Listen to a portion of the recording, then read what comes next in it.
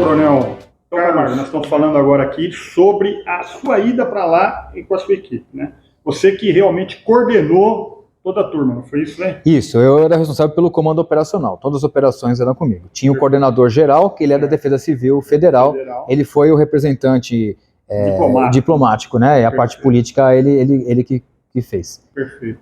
Bom, como é que foi a chegada, podemos dizer que é assim, ó, o planejamento colocado à prova a todos os momentos, né? Então, são 20 horas de viagem, mais ou menos. São 14, né? 14 Quando a gente embarcou, na noite do dia 8,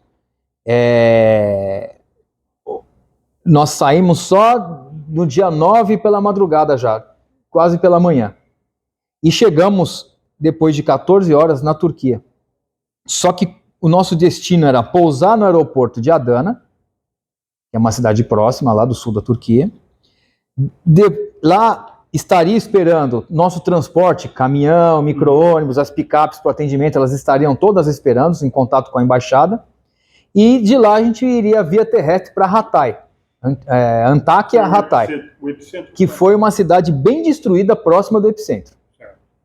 E quando o avião da FAB sobrevoou o aeroporto de Adana, não teve permissão para pouso, porque ele estava lotado, não havia espaço para que o avião pousasse.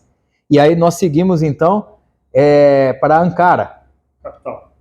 E Ankara, capital, que fica 700 quilômetros do nosso destino. Essas coisas acontecem. Por mais que nós planejemos, né? Sempre nós temos que ter o plano A e o plano B. Então foi adotado o plano B. A gente já imaginava que seria difícil o transporte, né? Porque a gente não sabe como é que estão as estradas, né? Agora, nossos veículos de transporte estavam em Adana e nós estávamos em Ankara. Então, 700 quilômetros de distância. Em Ankara a gente tinha duas opções, né? Ou conseguir transporte terrestre ou buscar aí o transporte aéreo. Porém, a equipe da FAB já estava há mais tempo permitido por questões de segurança em serviço. E ela teve que fazer uma parada de descanso obrigatória de 25 horas. Entendi. Então, se a gente esperasse mais 25 horas para depois entrar no avião de novo, seria um atraso muito grande. Então, por meio da embaixada, a gente conseguiu um cargueiro turco, tipo Hércules, né, C-130. Nós desembarcamos 10 toneladas de equipamento e embarcamos 10 toneladas de equipamento nesse avião. Cabe ressaltar que a gente foi autossuficiente, que é um requisito para as equipes que trabalham em locais de desastres, né? Então a gente levou nossa própria água, nossa própria comida, com previsão para 21 dias. Equipamentos e todo e qualquer utensílio que a gente precisasse para chegar no local da emergência e não demandar o representante do país, as autoridades do país. Ele já tem muito problema para cuidar. Pois eu fico imaginando exatamente isso. Se você vai para apoiar, você não pode ser um agente complicador. Não pode ser um agente complicador, essa é a palavra. Então você tem que Eu não posso dar trabalho para eles. Não pode criar uma outra ocorrência, né? Não tenho mais esse filho para cuidar, tenho um monte de filho precisando. É isso que a gente tem que pensar. Mas nós trabalhamos lá em Kahramanmaraş, né? E o trabalho foi bem intenso. Só que Kahramanmaraş tem características especiais, né? Porque Hatay, onde era nosso primeiro destino, imagine que faria, à época, 2 a 3 graus positivos aí durante o dia, né? Podendo aumentar na hora do meio-dia, na hora de sol, e no máximo -2, -1 à noite. Só que Kahramanmaraş é bem mais frio, ele fazia essa temperatura de dia e de noite chegava a -5, -6, com sensação térmica de até -9, né? Teve esse agravante aí. Nós que somos tropicais, né? É claro que estava no planejamento também, porque a coisa lá estaria frio, né? Aí, mas o que é o -9 é algo que complica bastante, né? Porque ele sai da média, né? Nosso material que a gente levou material para frio, mas essa temperatura ela passa a ser bem...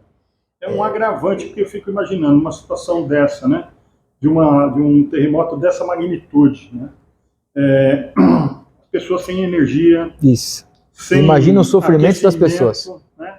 E depois nós vamos falar aqui um pouquinho sobre essa experiência que você e sua equipe vivenciou, porque infelizmente nós tivemos 50 mil mortos.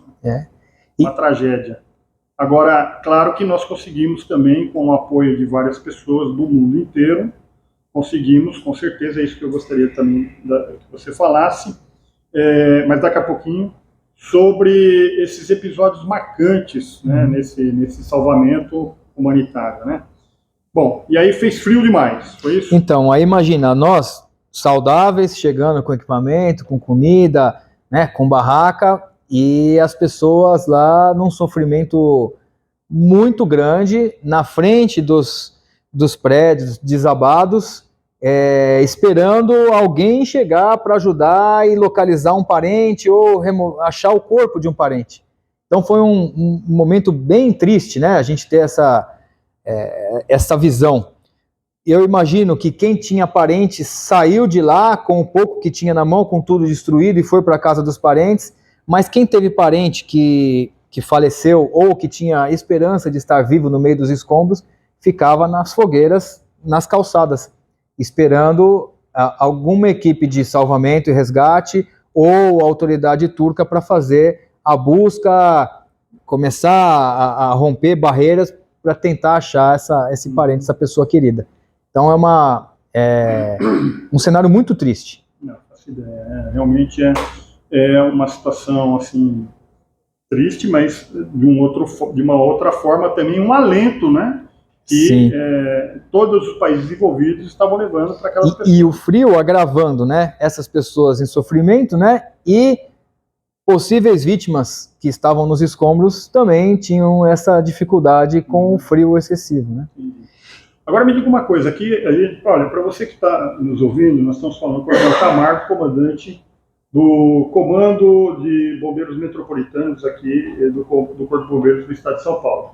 E sempre quando há uma situação de emergência, uma ocorrência, nós dividimos as áreas em área vermelha, área verde, amarela e verde, né? Explica um pouquinho o que é isso, se essa técnica foi empregada lá. Ela é sempre empregada, né? Toda vez que a gente vai fazer o controle do perímetro, a área de trabalho onde os riscos se concentram é a área vermelha, uma área intermediária que pode ser atingida pelos riscos, mas tem uma certa segurança, e onde a gente geralmente usa como transição. Eu já tenho um equipamento de proteção adequado, poucas pessoas podem ficar lá, geralmente apoio para quem está trabalhando na área vermelha, que é a área quente. Imprensa amarela. E aí a gente tem a área verde, onde a gente deixa nossos equipamentos, né? E imprensa e demais, tudo numa área que a gente chama zona neutra, uma área neutra. Perfeito. Né? De certa forma, a gente usa isso em todas as ocorrências. Então, toda vez que a gente está trabalhando, a gente tem que cuidar do perímetro e controlar o perímetro de segurança, né?